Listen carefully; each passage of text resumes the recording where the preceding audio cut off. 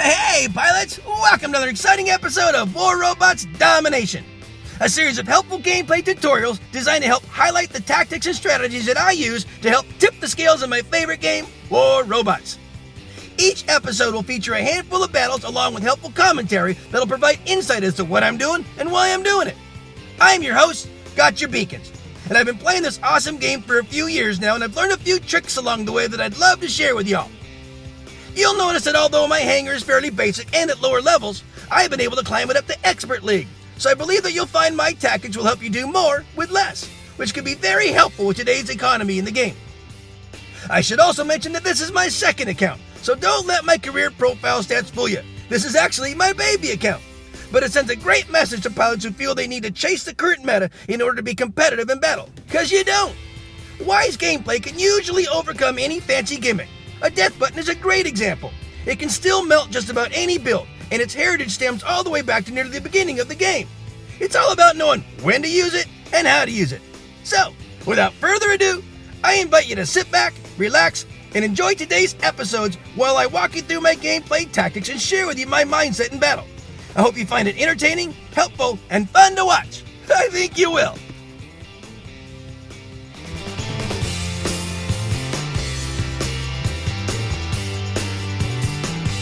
I'm going to call this battle Baiting the Hook. It's got a great tactical maneuver in it, guys. Stick around, I'll talk about it later. And enjoy my friends in the background and status as they play their awesome song, Woodish. All right, guys, this is Canyon. This is the old guard here. I always run my beautiful Zeus Fury, the Major Pain out here on this side. I always open up with the Zeus Fury because Major Pain loves this map. I tell you what, the Zeus Fury has an amazing ability on Canyon, and you're going to see it here in a second. I'm walking over to my Fury sweet spot. For me, a Fury sweet spot is a place where you can sit and pretty much have a line of sight on several beacon or hotspot areas and stay relatively covered. Believe it or not, I'm covered from a lot of things. The one guy that could be getting me isn't getting me that much.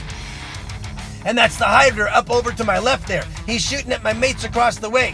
But right now, I'm about the biggest threat on the battlefield right now for that beacon in the center. And I can absolutely vaporize people. Now watch, here's the Now June. His health ran down, or as soon as his ability ran down, I whittled him down to nothing. And that's all I do. Hey, I might not have a high body count, but see, they try to hit me, and they can't. I can tuck right against his firm. It's amazing how much cover I get from this place here, because my target point, which is mid-chest, is hard to hit. I got it just tucked up against that wall there, and it's just enough where they can't get me. See, now the Hydra guy is coming at me. Hey, I've got the little health module. Watch this. See, look at that. I can still hide my target point just a little bit, just enough where he can't get full damage on me. See that? Look at that. And I can still shoot right over the top and get him. I can watch my angle. Boom. You're done. So I've taken out a few guys. I've obviously chunked down a few people, and it's 3.5 minutes in, and I'm still kicking along here. Now I'm just about down to my last breath, so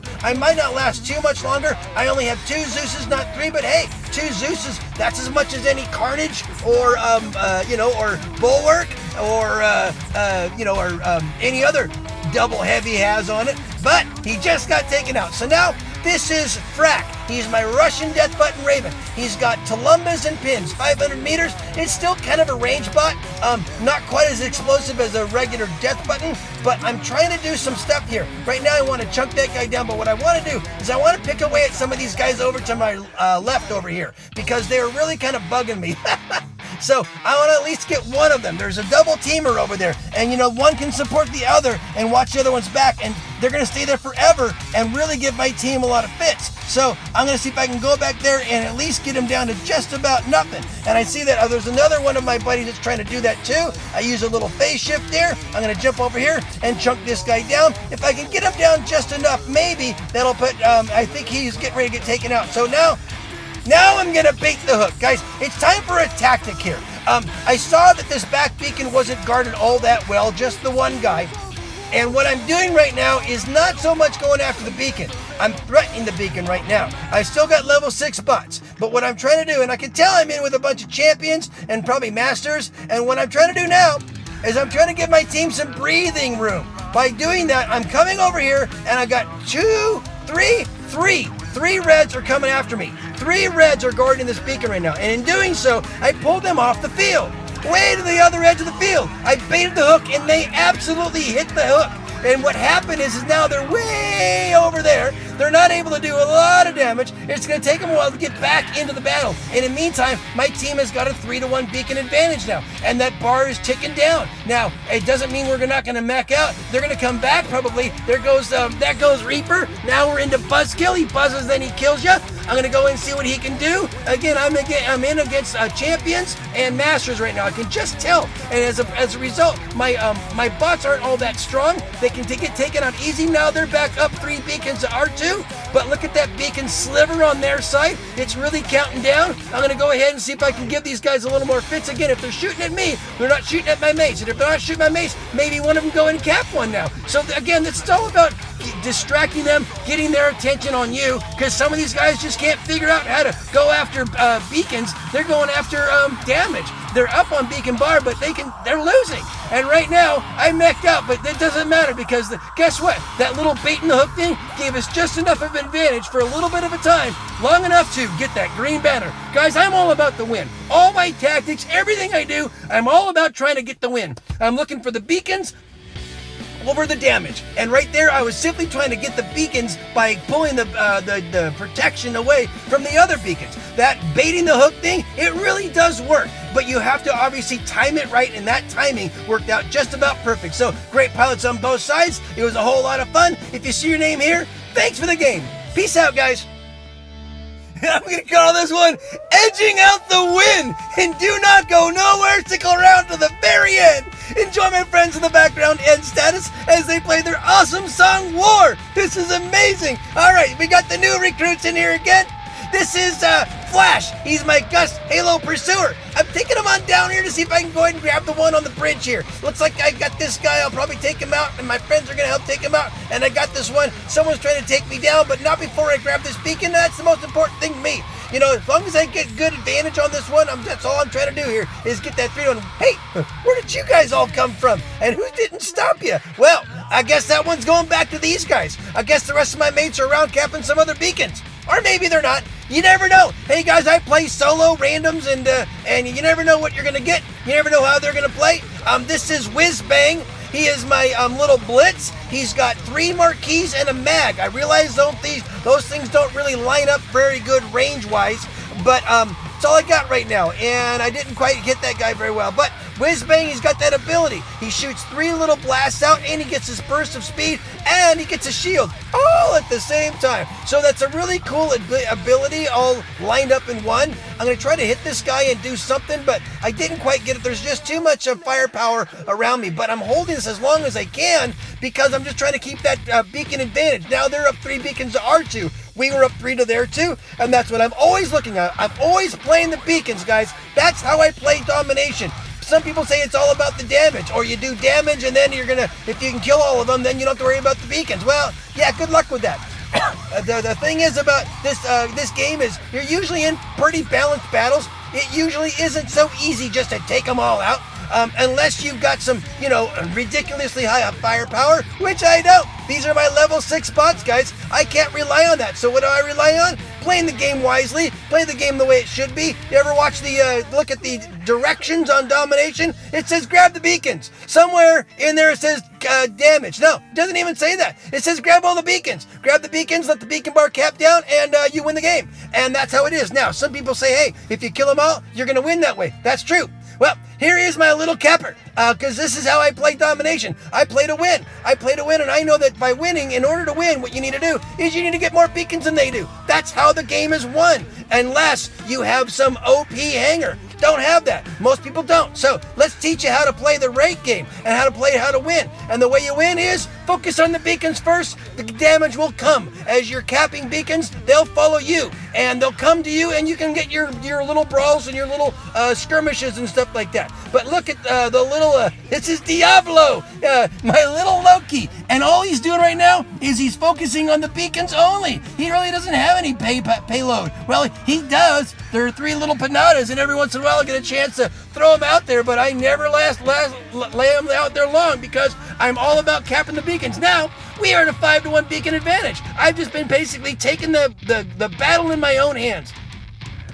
when you need beacons to win, which you do, I gotta focus on the beacons, and I have to figure out what it's gonna take to make that happen. It's not all that glamorous. Oh, there's a disconnect. It's not all that glamorous. I don't get a lot of silver this way. In fact, I usually have pretty empty silver. Oh, good. He left his post. That Spectre guy, and looks like we got a Raijin who has quantum radar. But luckily, I was able to go phase shift on him before he got me down. Now I'm gonna go back up here and see if I can get this guy sleeping at the wheel. I'm gonna get right behind him and see if I can take him out even. And but there's a Galahad right there. But I pushed him out, and good, I got that one blue. And now I hit my little phase shift, and I'm waiting for this guy to kind of run out, and then I'm going to get out of there. Oh, yeah, that was a smart move by the Mercury. But we had enough beacons for a very long time.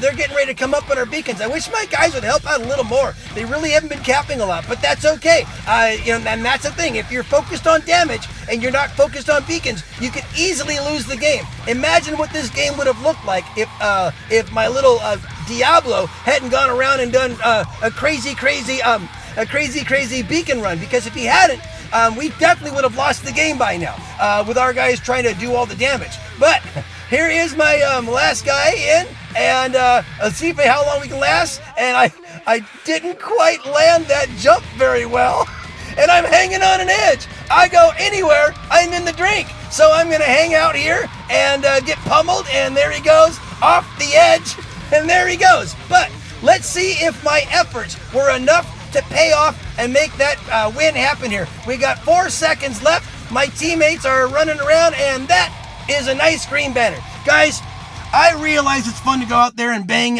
scrap metal and chip paint and whatever else you want to call it. Brawl. Go ahead and brawl, guys. But remember what just won that game. It had nothing to do with brawling. It had a lot to do with the beacons. And I'm not saying don't brawl. I'm saying make sure you focus on the beacons first and get the brawling in when you're doing that. All right, guys, there you go. Great pilots on both sides. Peace out now. Go to this battle, stake your claim. It's got a great history lesson. Enjoy my friends in the background and status as they play their awesome song Mortality. So this is this episode's Beacon Rush battle. Here's how I play it. I gotta go out and stake my claim. There's an old, what happened a long time ago when the United States was first being developed. They were actually opening up brand new territories. And all you had to do to claim your land was go out there and run stakes into the ground and claim that land. And if you did so, that land became yours and everything in it became yours.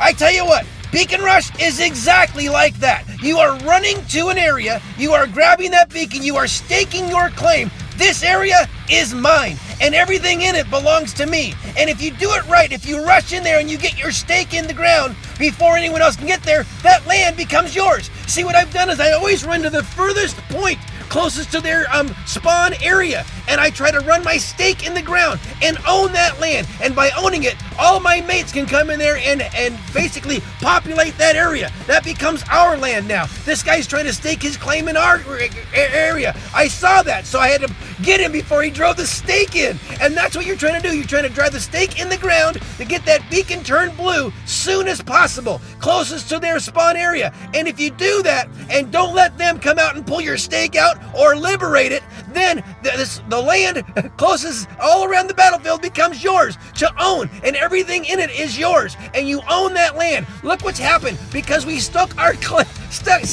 claim in the land near their spawn area. It allowed us to go in and really absolutely dominate them. This battle never even got off underway. So make sure when you're out there playing Beacon Rush, do not wait back. Do not open up with a camper or a support bot. It is rushing on in there. It is staking your claim as early as possible, and then you can have your big brawlers end in after that to go ahead and maintain that domination and that ownership of that land that you stake. So there you go, guys. That's my thoughts on Beacon Rush. If you see your name here, thanks for the game. Peace out. Well, friends, that just about wraps it up for another episode. Thanks so much for watching. I hope you enjoyed what you saw and were able to take something you learned and use it in battle. I add content to my YouTube channel almost daily, so please stop by when you're able and check out the fresh new material. Or just click on an old episode and maybe catch another tip that'll help you up your game. If you like what you see, please tap on the red subscription button and then tap the bell to be notified when new episodes are released. It would also be helpful if you could make a comment about the video, whether it's an example of how the episode helped you, or maybe additional advice to help elaborate on the tactics I shared, or even constructive comments that'll help clarify something I might have missed. It's all good and greatly appreciated. Finally, this game is full of challenges and can create frustration for some who are simply trying to have fun with this awesome game.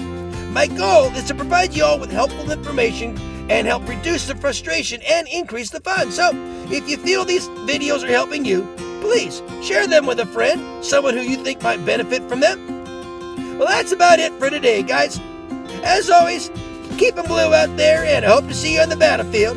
Make sure you're having fun, though, because if you're not, you're doing it wrong. I love you all for your support. Play well. Peace out.